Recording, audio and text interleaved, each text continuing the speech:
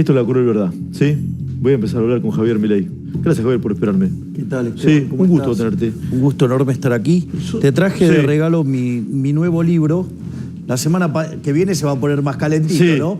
El fin de la inflación. Sí. Claro, porque se conoce el índice. El miércoles, ¿no, Carlitos? Exactamente. El miércoles. El miércoles, sí. Así es. Sí. A ver, para que lo muestro, ¿sí? Javier Milei. Bueno, me lo dedicaste, gracias, Javier. Obvio, Javier Milei. El fin de la inflación. ¿Estás como hipnotizando a alguien ahí o no? No, la estoy parando. Ah, estás parando la inflación. La idea es que, soy el único que sabe cómo, ¿sí? Gracias. Y tengo la convicción para hacerlo. Sos el único que sabe cómo parar la inflación y tenés la convicción para hacerlo. Exactamente. Oye, el problema... A ver, voy a empezar de las definiciones. Después estaba tentado preguntarte si algunos de estas personas que nombré se pueden sumar con vos. A ver, sí, vamos por el tema de la inflación. Eso es la casta. Se están demostrando que son casta. Todos estos que mostré recién. Y mirá, bueno, la realidad es que no parecen que estén ocupados por resolver los problemas de los argentinos. No tienen un programa económico consistente. Dijeron que lo iban a tener a fin de año. Estamos todavía ya casi llegando a la mitad del año y no tienen ninguna propuesta. Lo único que saben hacer es criticar lo que yo hago y además lo hacen deshonestamente en el plano intelectual. O sea, mienten, hacen elucubraciones falsas sobre las cosas que yo digo. O sea, con lo cual... ¿Cuál es la crítica que más te molesta? No, que digan lo que quieran. ¿Qué querés que le diga? No, porque hay dos planos de crítica y ahora vamos al tema de la inflación. Te critican mucho por tu plan de dolarización y por tus ideas y te critican tu vida personal también. ¿Cuál es el plano que más te jode? Nada, entiendo, que esto es la miseria de la política argentina. Es decir, como no pueden por el lado técnico... O sea, inventan lo que se llama la falacia del hombre de paja, que dicen que dije algo y critican eso que supuestamente dije, cuando yo dije otra cosa, que está documentado en distintos libros míos. O sea, tenés, por lo menos los últimos 10 años, una línea impecable siempre del mismo lado y la podés encontrar. Y entonces ya como no les queda nada, recurren a meterse con cosas que son verdaderamente ridículas, o sea, y llegan a armar cosas verdaderamente ridículas. ¿Lo de tu hermana te jodió o lo de los perros, Javier? Pues no te lo pregunté, no te vi para preguntártelo. Yo sé que lleva tiempo. Mira, vamos a ponerlo en el extremo de hasta lo torpe e idiotas que son para hacer esto. ¿Sí? Fíjate esto. Dicen que, por ejemplo, yo duermo con mis perros. Sí. Con mis 8 perros. Bueno, primero los datos, ¿no? No tengo 8 perros, tengo 5. Ah, 5, ok. O sea, está Conan y sus hijitos, que son Murray, Milton, Robert y Lucas. O sea, todo nombre de economista, sí, mis nietitos. Pero no solo eso. Yo tengo mastines ingleses. Para que te des una idea, un mastín inglés en el tamaño estándar mide 80 centímetros a la cruz. Conan mide 1 metro a la cruz. O sea, está 25% excedido del estándar de su raza. En 2 patas mide 1,80 metros y pesa 100 kilos. Y hay uno de los chicos, todavía más grande que Conan, Milton, paradójicamente, que Milton por Milton Friedman, sí, claro, que medía 1,51 m. Que decía los datos primero. Primero los datos. Bueno, Milton, paradójicamente, mide 2 metros. O sea, es gigante en serio. Entonces, ¿vos te imaginás esos perros todos juntos en una cama? No hay cama. Claro. O sea, no hay cama ni que les pueda dar lugar y que aguante 500 kilos. Sí. Y si lo viese, ¿qué tendría de malo? No, pero pregunto yo, ¿no? De vuelta. Pero lo que digo es que desde la usina de operetas que funciona, sí, en Uspallata, digamos, o sea, a cargo del siniestro, que tiene equipos para ensuciar gente, por lo menos que hagan más o menos la cosa de manera razonable, creíble. Entonces llega a cosas desopilantes. O sea, y está claro, digamos, los hilos, porque después los que dicen esas cosas operan posiciones similares a las que nacen desde ese lugar, y algunos, digamos, o sea, con mucha exposición en medios muy afines. ¿Ok? Entonces, digo, pero nada, es parte de esto. Es decir, digo, están dispuestos, digo, hay gente ahí dispuesta a hacer cualquier cosa con tal de estar en el poder, porque tiene que ver con un problema de ego, de codicia y de lujuria. Parte del gobierno y parte de la oposición tiene un problema de ego, de codicia y de lujuria. Sí. Lo que pasa es que acá, digamos, esa gente se estaba repartiendo los cargos antes de ganar. Esa gente que está y acá. vos, digamos, o sea, como bilardista, Sí. en realidad en la escuela de Subeldía, Sí, claro. digamos, gol es cuando ya movió el contrario, ¿no? Sí. Está claro, ¿no? Cuando la pelota tocó la red o traspasó la... No. Digo, porque hay VAR, todo. Así que digo, Sí, cuando mueven del centro, sí, es verdad, es gol. es verdad. Si no, hasta ahí, todavía lo estamos revisando. Vos decís que lo gritaron antes. Pero hasta repartió cargos antes. Vos hace un año te imaginaste que podías llegar a un mes de las elecciones PASO con posibilidades de ser el más votado, como dicen muchas de las encuestas. No lo digo yo, lo dicen muchas de las encuestas. ¿Lo pensaste eso o no? A ver, a nosotros nos llevó el orden espontáneo, la propia situación nos fue llevando a esto. Es decir, fíjate esto.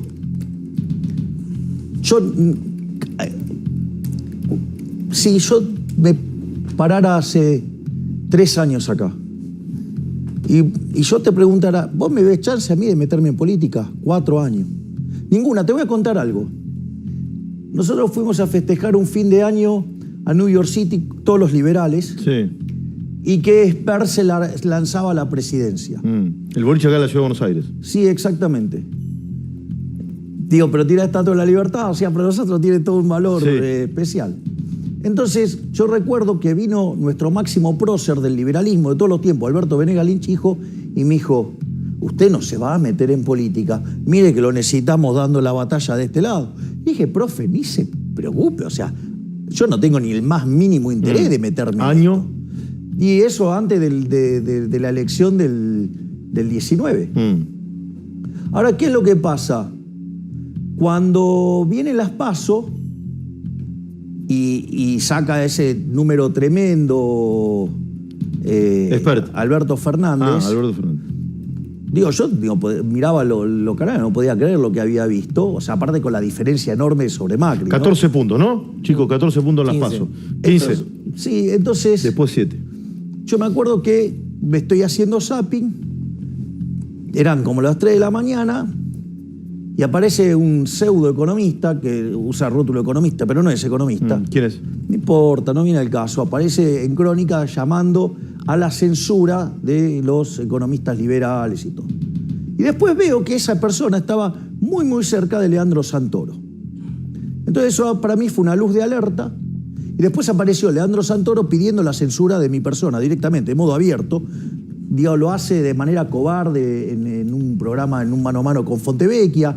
Directamente Sensi Cohen lo dice abiertamente. ¿Vos no eras candidato en ese momento? No era nada. No yo estaba en la batalla cultural. Y entonces dije, me huele a que esto está poniendo en jaque la batalla cultural. ¿Y qué es lo que hice? Me metí en política. Bueno, cuando arranqué en política... ¿Fue luego de un encuentro con Patricia Bullrich o no? ¿O nada que ver? No. Fue en otro momento. Fue en otro momento, ok. Entonces, en ese contexto, ¿sí? ¿Qué fue lo primero que me dijeron? Que los liberales éramos simpáticos, pero no teníamos votos. Fenómeno barrial. No, eso vino después. Después nos dijeron que en realidad no íbamos a poder formar partido. Formamos partido. Fue, digamos, lo que se conoce como la alianza que es La Libertad Avanza. Después de eso nos dijeron que no íbamos a poder pasar las PASO. Después nos dijeron que no íbamos a poder ganarle el voto en blanco. Después nos dijeron que no íbamos ni siquiera poder competir con la izquierda, que la izquierda nos goleaba. Y es más, el propio día de la elección, los boca de urna que hizo circular Juntos por el Cambio desde temprano a la mañana, decían que nos sacábamos 9%. Y que después, encima, después de las PASO nos íbamos a caer peor y que ni siquiera íbamos a conseguir un 6%. O sea, que con suerte lo único que íbamos a poder hacer en el mejor de los mundos era tener un legislador. O sea, nosotros en esa elección sacamos casi un 14%, sacamos más votos que la lista que construyó Larreta para destruirnos a nosotros, que fue ese caballo de Troya, esa mentira, el traidor de López Murphy, ¿sí? Cuyo único objetivo era ensuciarnos a nosotros. En lugar de disputar la interna propia, se dedicó a decirme kirchnerista de derecha, populista de derecha, me dijo castrista, chavista, o sea, cosas que en nuestra dinámica, eso es un insulto grave. ¿Tenés retorno de esa persona? No, no hay retorno. Una persona que dijo esas cosas. Es más. Hay, personas de su espacio, además me trataron de nazi. Personas del espacio ese. Cosa que también hizo la señora Carrió, a quien estoy demandando, cosa que hicieron 5 periodistas, a los cuales también estoy demandando, cosa que hizo Patricio Fontanet, también lo estoy demandando. O sea, los demando por banalizar el Holocausto, no los demando por la cuestión personal, los demando por banalizar el Holocausto. ¿Sí? O sea, ni siquiera lo pongo en el plano personal. Sí. Entonces, y en ese contexto, cuando decían que, bueno, ahora digamos, los votos se iban a caer brutalmente, bueno, terminamos sacando 17%. Una de las cosas que nos decían, que era también muy interesante, era que éramos un fenómeno barrial, que no podíamos pasar la General Paz. Nos dijeron también que una persona sola gritando no puede hacer nada. Yo les recuerdo, por ejemplo, que ayer se cumplió un aniversario del momento en el cual ese muchacho se paró frente a un tanque. Y pasaron cosas después de eso, ¿no? Entonces, y la realidad es que después nosotros, como parte de nuestra, digamos, como parte de nuestra visión, que fue algo que además se le ocurrió a mi hermana, digamos, que quien te manda saludos, el jefe, ¿sí? ¿El jefe o la jefa? El jefe. El jefe. El jefe, digamos, o sea... Entonces, en ese contexto, sí, además es quien maneja la campaña, digamos... ¿Tu hermana maneja la campaña? Sí, es el jefe de campaña. Sí. ¿Desde siempre o se transformó en el devenir del...? También, digo, los hechos nos llevaron. Nos llevaron a esto. Digo, yo trabajo con mi hermana hace 15 años. Sí. Entonces, o sea, pero después, o sea... Ahora, Javier, se habla mucho de... No, pero quiero hacer un punto, digo, porque a quien se le ocurrió el sorteo de la dieta es a mi hermana. Pues estábamos viendo la forma en la cual nosotros consideramos que los impuestos son un robo, la gente no los paga voluntariamente, de hecho viene de coacción impuestos, y por lo tanto en ese contexto nosotros no consideramos que, digamos, desde nuestra perspectiva y nuestra filosofía había que ese dinero hacérselo regresar a la gente. Ahora la forma era cómo, es decir, entonces hacer una ley con todos votando en contra, con todos saboteando, digo, era muy difícil. Sí. Y entonces, pero tampoco nos queríamos quedar con ese dinero. Hacerlo a dedo nos parecía casi como hacer lo que hace un político. Entonces nos pareció, digamos, si a ella se le ocurrió, digamos, brillantemente, que lo sorteáramos. Cosa que efectivamente hicimos. Y eso hizo que fuéramos tapa de diarios en cerca de 30 países. Y después todo arrancó. Entonces... nada, o sea, y nosotros ahora, básicamente trabajamos con eso. Javier, decía un poquito al futuro. Nos han infiltrado gente en nuestras filas, nos han hecho de todo también. ¿Quién, Malatón? ¿Cómo? ¿Quién, Malatón? No importa, digo, ya está, digo, lo que está en el pasado es pasado. ¿Le infiltraron gente? Nos infiltraron gente. Ahora te pregunto, Javier, se habla mucho de que la Argentina que se viene, en la cual las encuestas te ubican con chances, requiere de diálogo, de consenso y de una construcción entre mucha gente para sacar leyes clave en el Congreso. ¿Te consideras un tipo de diálogo para sentarte a hablar con muchas de estas personas que también son actores centrales de la política argentina? La pregunta es, ¿Vos dialogás con delincuentes? Si lo hice, no lo recuerdo. Ok. ¿O no lo sabías? O no lo sabía. Es decir, entonces, no dialogás con delincuentes, no dialogás con ladrones, no dialogás con corruptos, no dialogás con asesinos, ¿ok? No dialogás con delincuentes, ¿no? A los sumo los entrevisté. Entonces, a lo que voy es, la pregunta es, ¿por qué, digamos, porque esto es algo que trata de... O sea, ¿con esto no dialogarías con ninguno? A ver, estoy diciendo otra cosa. Yo lo que estoy haciendo es refutar el argumento que desde Juntos por el Cambio tratan de imponer todo el tiempo. Yo no negocio con los fracasados que hundieron al país. ¿Ves? El señor Morales, 34 años viviendo el Estado. Sí, pero Larreta, 30 años viviendo el Estado. Carrió, digamos, desde la democracia y desde antes porque estaba, digamos, con la dictadura. Es decir, digamos, juez es el camaleón. El camaleón. O sea, fue kirchnerista, fue todo. ¿Sí? Pero van a tener representación de la Cámara de Diputados y del Senado. Sí, pero por lo que te pido nada más es que podamos poner orden sobre esta discusión. Entonces, son los que hundieron el país. Son los que hundieron el país. Y en realidad lo que vos estás viendo, lo que estás viendo, es lo que yo siempre dije, por lo cual de ninguna manera yo ni pisaría Juntos por el Cambio. ¿Por qué? Básicamente, ¿por qué? Porque es una estructura que está condenada al fracaso. Juntos por el Cambio está condenado al fracaso. Exacto. Así fracasó la alianza, que fue un rejunte para ganar. Fue exitosa para eso, pero fue un desastre gobernando. Cambiemos, ¿sí? Se juntó con los inviables de los radicales, con Carrió, que es más inviable también que los radicales, porque es un desprendimiento por izquierda de los radicales. O sea, y las palomitas, los tibios, o sea, que son además kirchneristas de buenos modales, tienen las mismas ideas, pero creen que porque lo dicen bien y que, digamos, son más prolijos, o sea, es distinto. Y es la misma cosa. Mirá, por eso, digamos, es brillante el argumento. Mirá, el DIPI sintetizó el libro de Hayek, La fatal arrogancia, de una manera genial. ¿Sabes qué dijo? El problema no es el chef. El problema es la receta. Es decir, si vos vas a aplicar socialismo, digo, nos van a seguir hundiendo, como hace más de 100 años que nos hunden. Y te voy a decir más. Si el comunismo, ¿sí?, se hubiera aplicado de modo eficiente, no hubiera matado 150 millones de seres humanos, hubiera matado más. Es decir, estas ideas, si además vos te jactás de ser eficiente para estas ideas, te puedo asegurar que el daño que vas a hacer es infinitamente peor. Bien, sos presidente. Si querés, por ejemplo, reformar el Banco Central, dinamitarlo. Sí, mandás el proyecto al Congreso, ¿cómo funcionaría eso, Javier? Nosotros, de hecho, digamos, ya ahora cuando vuelve Emilio Campo, me va a traer el proyecto de ley, nosotros lo vamos a presentar. O sea, le sacaremos punta al lápiz, revisaremos las cosas, lo vamos a enviar.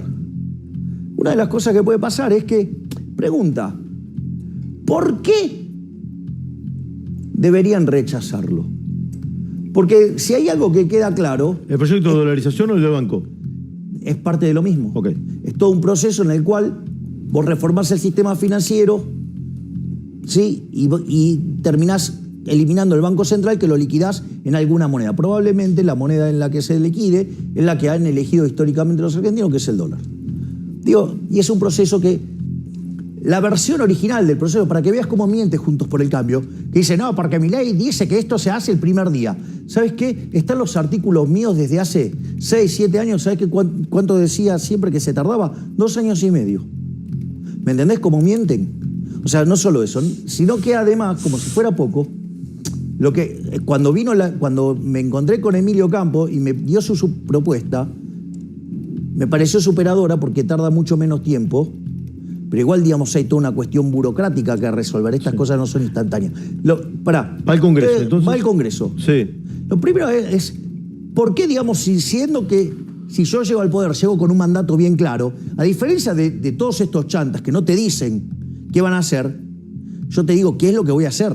O sea, yo te doy mi visión, te digo qué es lo que voy a hacer, te digo cómo lo voy a hacer, y además, si hay algo que no queda duda es que estoy convencido de esto. Sí. Si yo tengo la convicción, con lo cual tengo el coraje además para hacerlo. O sea, en eso soy bien claro. ¿Y si no están los votos, Javier? Bueno, supongamos que entonces la pregunta es, che, ¿por qué algo que le haría tan bien a los argentinos, por qué lo rechazarías? Eso es interesante. Entonces, ¿sabés qué es lo que propongo? Porque hay otras expresiones también. Bueno, digamos, pero sucede que rehúyen, digamos, discutir las cosas importantes. O sea, les gusta hacer jueguito para la tribuna, pero, digamos, o sea, pero no, digamos, hacer las cosas en serio. Si ni siquiera tienen un plan. No tienen un plan, no tienen nada. Entonces, digo, para criticar cualquiera critica. Y decir las estupideces que dicen. Y ahora después vamos a la cuestión, digamos, de la respuesta de eso, si querés. A ver, dale. Pero, entonces, si no pasa, que serían grandes hipócritas, ¿no? Porque ahora, como parece que las ideas de la libertad venden, o sea, entonces se arropan y se disfrazan de liberales. Sí, que después igual los rascas un poquito y a los 3 minutos entran en contradicción. Pero al margen de eso, la pregunta es por qué, digamos, o sea, yo tendría que apoyar a ellos cuando mandan algo así y por qué ellos entonces me lo bloquearían. La pregunta es esa, ¿por qué digo me lo bloquearían? Te lo bloqueo, que tengo 3 minutos más, Javier. No, yo entiendo, o sea, es un problema no trivial, digamos, que me lo plantean regularmente y me parece que vale la pena aclararlo. Entonces, supongamos lo siguiente, que digamos, o sea, evidentemente son tan complicados como los kirchneristas y entonces lo único que les importa es bloquear y hacerla de ellos. Ok, listo. Entonces, ¿qué es lo que propongo? Yo originalmente pensaba en una consulta popular. Sí, un plebiscito, me lo dijiste acá. Pero, digamos, hablando con la gente que, digamos, trabaja en la campaña, se les ocurrió algo mucho mejor. ¿Sabes qué es? Directamente ir al referéndum. ¿Sabes por qué? Porque el referéndum es vinculante. Sí. Y eso obligatoriamente tiene que pasar por el Congreso. Entonces, va a ser muy lindo que los políticos no quieran que los argentinos elijan qué moneda tener. Porque el problema de eliminar el Banco Central son distintas cosas. O sea, llamarías cuestiones. Un referéndum. Obvio. No un plebiscito, un referéndum. Un referéndum que es vinculante. Sí. Con lo cual, te van a tener que explicarle a los argentinos por qué no quieren que elijan. Sí. Por qué no quieren que elijan la moneda que quieren tener. Entonces acá, digamos, la discusión está, son varias aristas. ¿Sabes cuál es la primera y la más importante para mí? Es moral. ¿Para vos robar está bien? No, está mal. Bueno, para mí está mal. Digo, yo creo que para todos está mal. Si yo me pongo con una fotocopiadora a imprimir billetes y te digo, bueno, dame tu zapato, dame la silla, dame el reloj, ¿vos qué dirías? No, ni loco. Ah, ¿por qué? Porque es una falsificación, sí, es una estafa. Supuesto. ¿Qué hace el Estado? Entonces te lo saca por la fuerza, te pone una pistola en la cabeza, se llama curso forzoso. Por lo tanto, lo primero que tenemos que entender es que la emisión monetaria, ¿sí?, es un fraude, es una estafa. Digo, y lo hacen para financiar el fisco. Después hay motivos técnicos, ¿sí? Los motivos técnicos es, che, si el Estado lo hace no pasa nada. Ahora, si lo hago yo, ¿qué pasa si hago eso? Me pongo a imprimir billetes. No, es un delito. ¡Voy preso! Sí, es un delito. Ahora, digamos, los políticos, o sea, nos afanan 30.000 millones de dólares por esto y no pasa nada. O sea, mirá que hay delitos en el Código Penal. Este es un poquito más grande y nadie hace nada. Pero no solo eso, fíjate esto. La pregunta esta. En una sociedad de abstemios, ¿cuánto vale una botella de vino? Carísimo. No es vale muy nada, barata, muy barata, no vale nada, no la toma nadie, no tiene demanda. Exacto. No tiene demanda. Bueno, entonces, ¿qué quiere decir? Que su precio es cero. Sí. Bueno, nadie quiere el peso. ¿Sabes qué quiere decir eso? Que cualquier cantidad de dinero que ofrezca, digamos, el gobierno, digamos, vas a tener precios que tienden infinitos. Salvo que tenga un valor artístico, no valdría nada. Exacto. Sí, y además, Dios, miren, quejándose con que los monopolios son malos, y justamente el monopolio legal, digamos, por la fuerza que te quiere imponer algo como una moneda que no vale nada, digamos, es ineficiente. Javier, déjame hacerte la última pregunta. No, lo que quiero decir es que hay varias formas de instrumentar la dolarización, y además te voy a decir algo. Cuando vos limpiás todo esto, ¿sabes cuál es el verdadero problema? ¿Cuál? ¿Que sabes quiénes son los principales beneficiarios de tener un banco central que te estafa a vos, a él, a todos ellos? ¿Cuál? Es político. ¿Por qué? Porque los políticos, por ejemplo, solamente este gobierno, en los 3 primeros años de gobierno, ¿sabes cuánto se afanó? 16 puntos del PBI. O sea, se afanó a un ritmo de 30.000 millones de dólares por año. Ese es el problema, Esteban. Es decir, detrás de esto no quieren eliminar el Banco Central porque es un mecanismo por el cual los políticos le roban a los argentinos. ¿Sabe quiénes son los grandes chorros de la historia con la inflación? Los radicales, los hiperinflacionarios alfonsinistas. Sí, ahora... ¿Me entendés que se fue del poder, renunció antes, con una inflación en mayorista del 5.000%. Sí, Dale. Javier, por último, porque bueno, hay otra entrevista y sé que probablemente no se va bien, no quiero cruzarlo, eso además no está pactado eso. Se habló mucho... No, aparte tengo los bolsillos, no los tengo cosidos. Que el señor, digamos, que tiene más de 40 familiares en el Estado. Que además, o sea, me insulta todo. Si yo replicara esos mismos insultos, a mí me dirían, desde los medios de Juntos por el Cambio, ¿sí? Y los que soportan con la pauta, me dirían aberraciones. Sí, ese mismo señor, digo, es tan torpe que ni siquiera pudo hacerme bien una analogía con el nazismo. O sea, en ese nivel está ese señor. A ver, 40 familiares en el Estado. Claro, para él, digamos, un tipo que quiere achicar el Estado, como yo, que quiere devolverle la libertad a la gente, soy un loco. Y claro, si él, digamos, se ha hecho un culto de vivir del Estado. Javier, se ha hablado mucho de Juntos por el Cambio, puede partir, se ha analizado. Es un problema de ellos, no me interesa. Patricia Bullrich, ¿se podría sumar a tu espacio? ¿Te podría sumar a Patricia Bullrich, sí o no? De vuelta, pero sí, con lo que me explicaste diría que no, pero te tengo que preguntar. ¿Dónde estamos? O sea, es como que es muy tarde, ya estamos, digamos, muy cerca, digo, del armado de las listas, o sea, yo, digamos, yo tengo una buena relación con la señora Bullrich, a quien además le tengo aprecio, igual que el señor Mauricio Macri.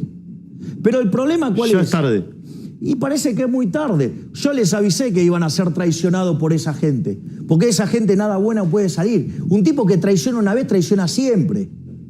El tipo que traiciona una vez, traiciona siempre.